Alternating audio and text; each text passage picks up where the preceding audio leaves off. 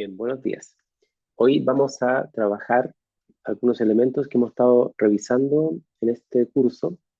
que tiene que ver con ciencia e imperio, y vamos a destacar algunos aspectos relevantes para entender esta relación, algo que ya hemos ido conversando, a partir de un conjunto de textos que han trabajado estos temas. En primer lugar, uno de los elementos que ya hemos conversado en clases, y a partir de los textos de Capilrach y otros, tiene que ver con cómo el campo de la historia de la ciencia, el área que nosotros acá estamos eh, estudiando, de alguna manera se ve eh, compelido o desafiado por estas perspectivas. En primer lugar, los modelos eurocéntricos y fusionistas que presentan a la ciencia como un producto exclusivo de la moneda europea, queda de alguna forma puesto en un contexto muy diferente cuando uno mira el papel que juegan estos imperios coloniales, por ejemplo, en la formación de la ciencia moderna, como vamos a ver eh, en esta misma presentación. Y por otro lado, ¿no es cierto?, se puede reconocer de qué manera eh, es esta relación entre imperio y ciencia, y también en la construcción del conocimiento científico un aspecto multidireccional que entra en diálogo en distintas partes del mundo, que es una naturaleza compleja, y no solo destacar la agencia de los actores europeos, sino que también mirar a otros que están o a otras que están fuera. Este cambio no es meramente algo académico, por supuesto nosotros lo vemos desde la academia, sino que también de alguna forma nos enfrenta a pensar qué es lo que entendemos por conocimiento científico, qué es lo que entendemos por ciencia moderna y cómo podemos articularlo a partir del entrelazamiento con el poder imperial. Los marcos teóricos fundamentales que de alguna forma hemos revisado en este curso tienen que ver con tres elementos. Por un lado, la epistemología histórica, cómo se integran en esta perspectiva las tradiciones francesas de Bachelard, Foucault o algunas anglosajonas, a partir del énfasis en la naturaleza provisional e histórica del conocimiento científico. En el sentido que el conocimiento científico no es algo inmanente, transhistórico, sino que es algo que puede ser estudiado desde su contingencia, por ejemplo, a partir del siglo XIX, como lo hemos visto en este curso. En segundo lugar, el rechazo a la difusión unidireccional desde Europa, es decir, pensar que el conocimiento científico se genera en Europa y después se difunde hacia el resto del mundo, y más bien se destacan estos procesos coproductivos multidireccionales en contextos coloniales e imperiales. De modo que lo que nosotros entendemos por conocimiento científico europeo, en el fondo ha sido producto de un diálogo que hasta ahora probablemente no hemos podido revisar o no hemos podido entender lo suficientemente. Y un tercer elemento que ha estado muy en boga estos últimos años es entender que en esta construcción de conocimiento científico e imperio hay un enfoque transimperial que es bien interesante en la medida en que los imperios dialogan entre sí, compiten entre sí, y esta complejidad de alguna forma, como dice ahí, ¿no es cierto?, va revelando los intercambios científicos globales, es decir, no mirar a un imperio separado de otro, por ejemplo, el británico o el francés, sino que ver cómo estos actúan en términos de estudios de casos concretos. Como yo les he mencionado en clases, por ejemplo, estudiar lo que se llamó el año geofísico o el año polar a finales del siglo XIX, y ver cómo los imperios se ponen de acuerdo entre sí o compiten entre sí para establecer una ciencia que es la misma competencia en el fondo que tienen los imperios entre sí por el control territorial de ciertos espacios, como África. La ciencia puede ser vista como una herramienta imperial. Eh, Hasta ahora hemos mirado el imperio a partir de aspectos principalmente políticos, el imperio español, por ejemplo, portugués en América, o los imperios británicos, qué sé yo, en diferentes partes del mundo, y no hemos puesto suficiente atención en qué medida la ciencia y la tecnología también jugó un papel acá, en la construcción del conocimiento imperial. Y podemos verlo a través de tres elementos como aparecen ahí mencionados. Uno, cómo se legitimó de alguna forma el imperio a partir de la ciencia, en el sentido de que el dominio imperial se realiza también a través de teorías y observaciones que por la naturaleza misma del conocimiento científico tienen una legitimación y digamos, y un poder enorme. El caso más característico tiene que ver, ¿no es cierto?, con las teorías racistas, asociadas a una suerte de darwinismo social, o esta idea, ¿no es cierto?, de que hay culturas que están por sobre otras, o lugares que están por sobre otros, que también tienen un elemento científico involucrado. De modo que cuando estamos mirando el conocimiento científico a partir de la naturaleza, por ejemplo, de objetos de la naturaleza, por ejemplo, vegetales o especies de cualquier tipo, también estamos mirando acá, ¿no es cierto?, un proceso de legitimación en la medida en que se hace investigación científica fuera de Europa del propio poder imperial. O sea, los imperios imperiales europeos de alguna forma se apoyan en el hecho de que están teniendo un conocimiento científico del lugar para poder establecer su poder. En el aspecto administrativo, la geografía, la geología, la botánica y la cartografía son centrales para la gestión de recursos y después para los reclamos territoriales. Esto también va a enfrentar incluso a los estados nacionales, por ejemplo en América Latina, que de alguna manera pueden ser entendidos o han sido entendidos como una suerte de imperio interno sobre digamos, lo que queda tras la caída del imperio español en las Américas. Entonces, la administración no solamente es construida desde los imperios centrales, sino que también puede ser reproducida, de hecho, desde los estados nacionales. Acá la cartografía, por ejemplo, entre otros, juegan un papel bien relevante en la medida en que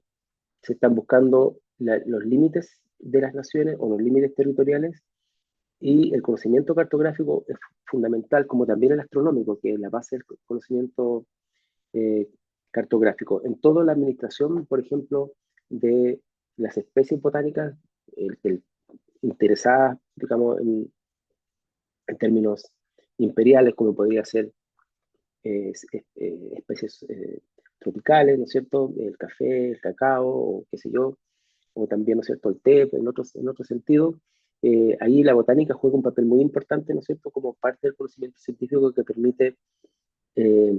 la distribución o el control y la circulación de esas especies. En la geología es bastante evidente en la parte mineral, ¿no es cierto?, como el conocimiento científico de la química es un aliado fundamental para la administración de los espacios coloniales. Finalmente, el control de la ciencia a través, por ejemplo, de sistemas educativos es una forma también de manipulación o de relación asimétrica que tienen las colonias con sus espacios, ¿no es cierto?, colonizados. Uno de los elementos fundamentales que hemos visto acá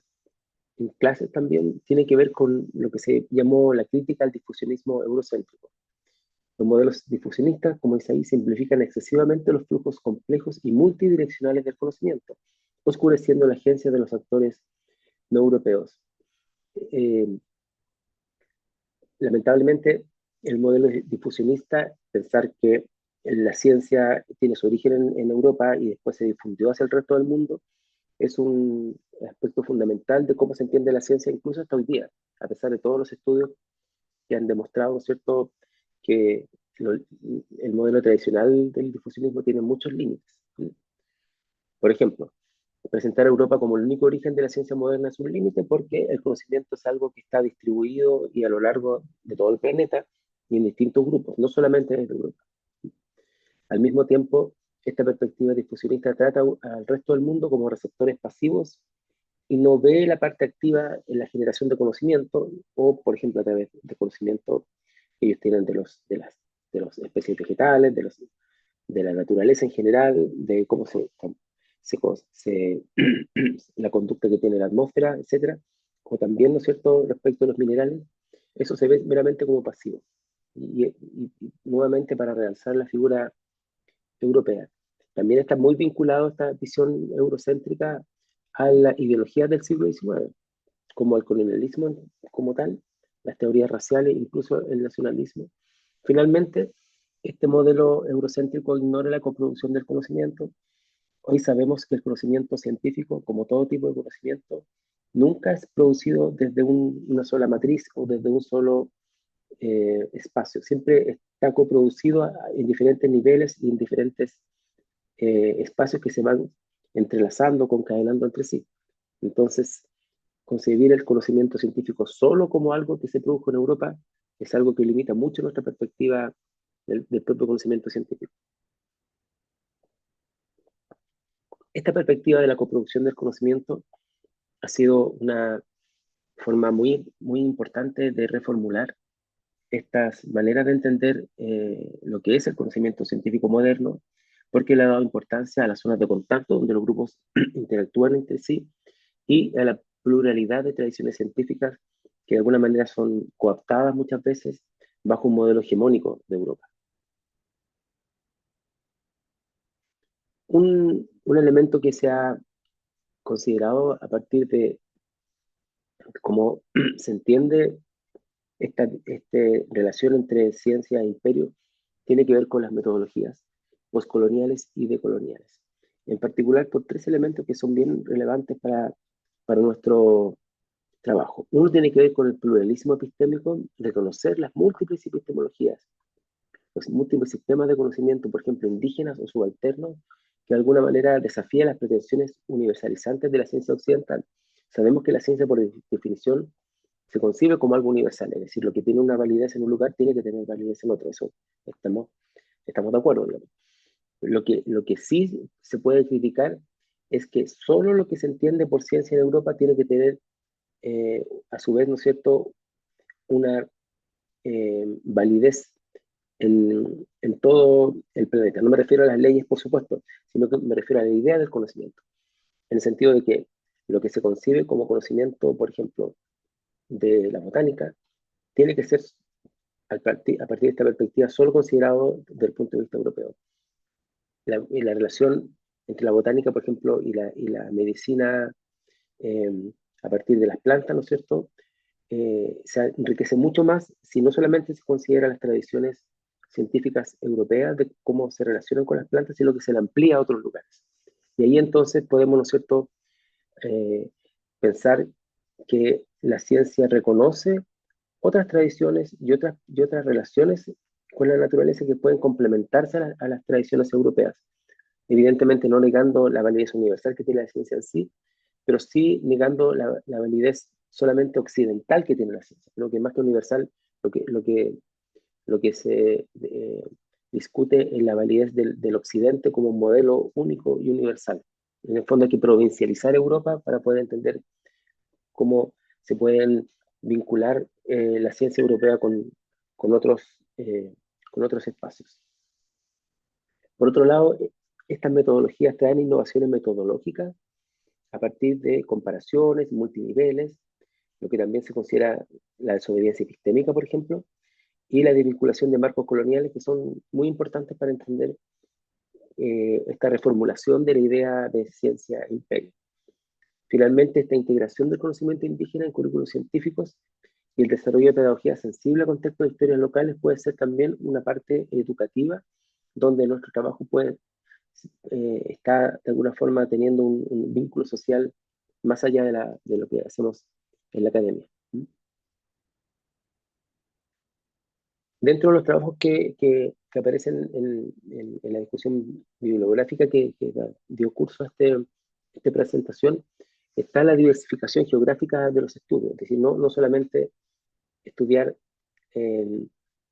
Europa, evidentemente. El Imperio Otomano, el Medio Oriente, el llamado Medio Oriente, ha sido un factor importante a partir del estudio de las reformas educativas, el establecimiento de instituciones científicas europeas. También, ¿no es cierto?, las narrativas de viaje en la Eurasia Central e Irán, que revelan la indigenización de conceptos occidentales, o sea, cómo estos conceptos occidentales se incorporan en esos lugares, o el estudio de Japón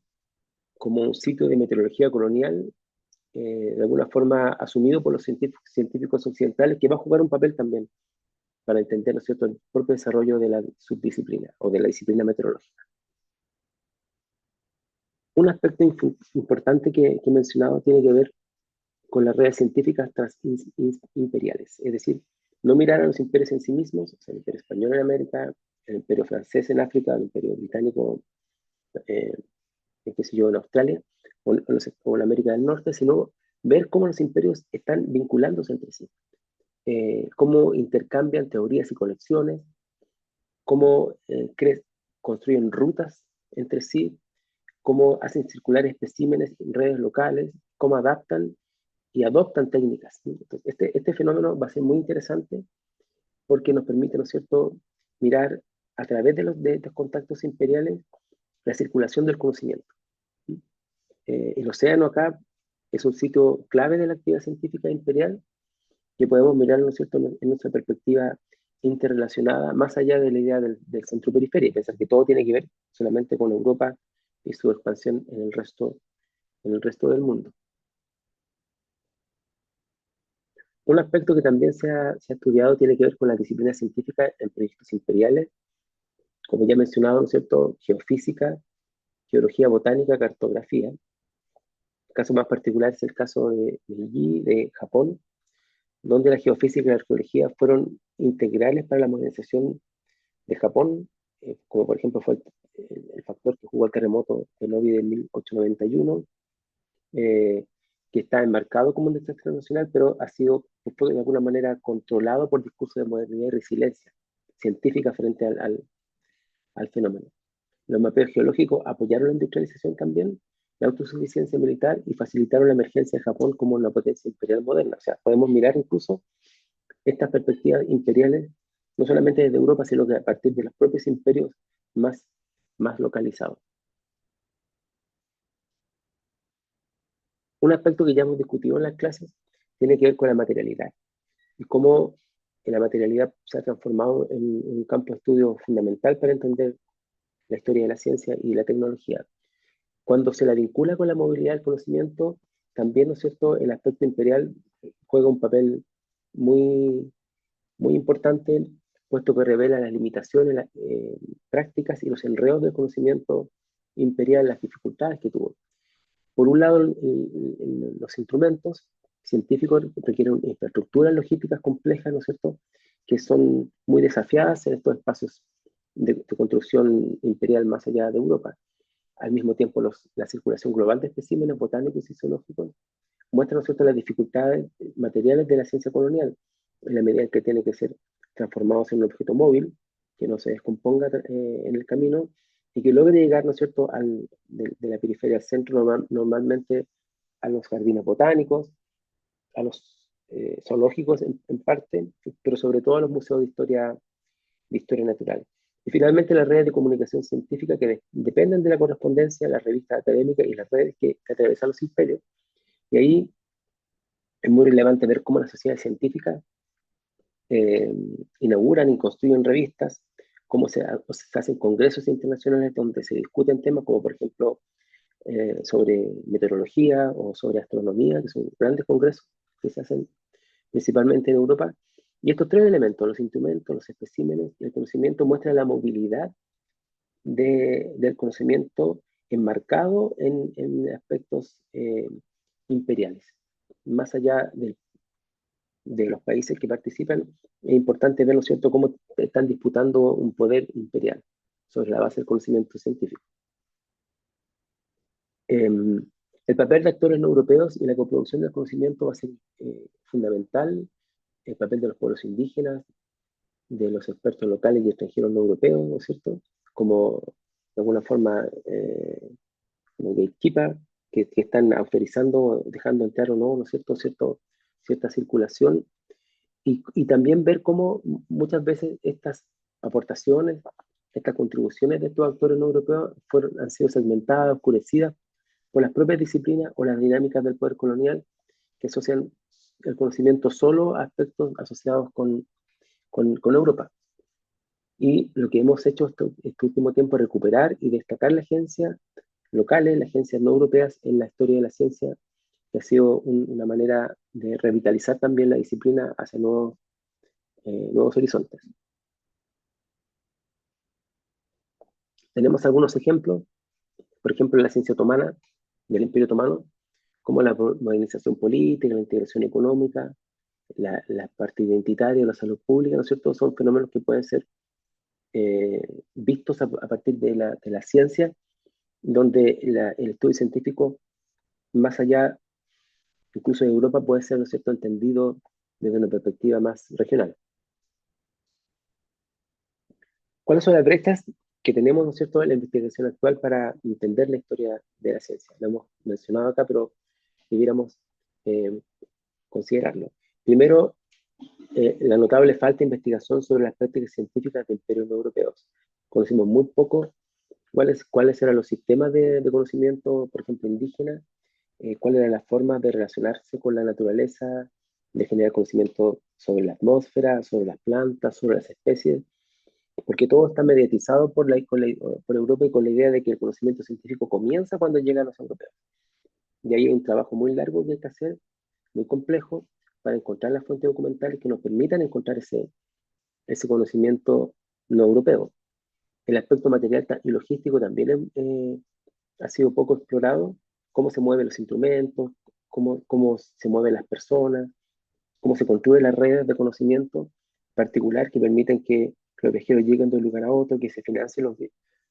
las expediciones científicas, el apoyo que prestan los estados nacionales, cómo los estados nacionales traen, como el caso chileno Claudio Gay, Domeico o Filippi, qué sé yo, para que hagan investigación científica, para que hagan cartografía en el país, para que estudien los minerales, para que estudien las reservas de alguna forma naturales que tiene Chile. En los espacios intermedios como espacios transimperiales, los océanos, las infraestructuras, son sitios de producción de conocimiento bien relevantes y no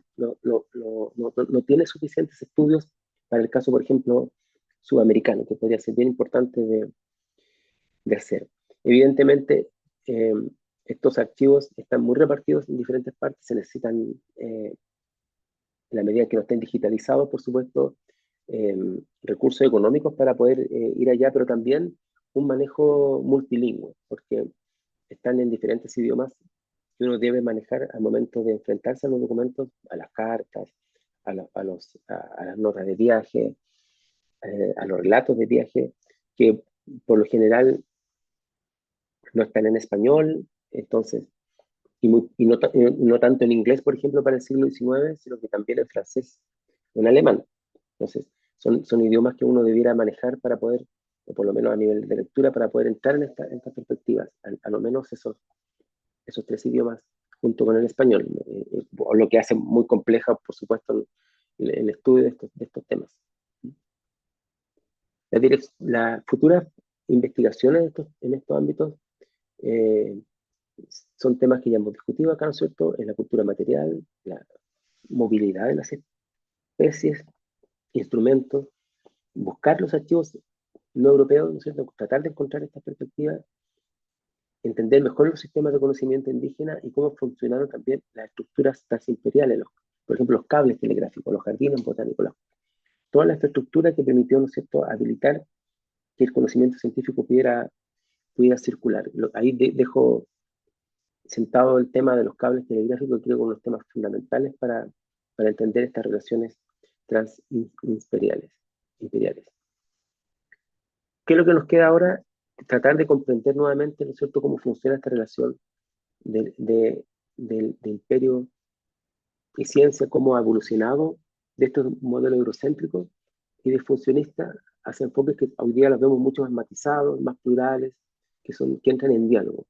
Reconocer la coproducción del conocimiento, la agencia de actores europeos, pero también la importancia de las redes de infraestructuras imperiales que de alguna forma permiten que estos grupos se vinculen entre sí. Los logros que se han alcanzado es, primero, reconocer la naturaleza multidireccional del conocimiento científico, no creer que solamente viene de un lugar y se difunde hacia otro.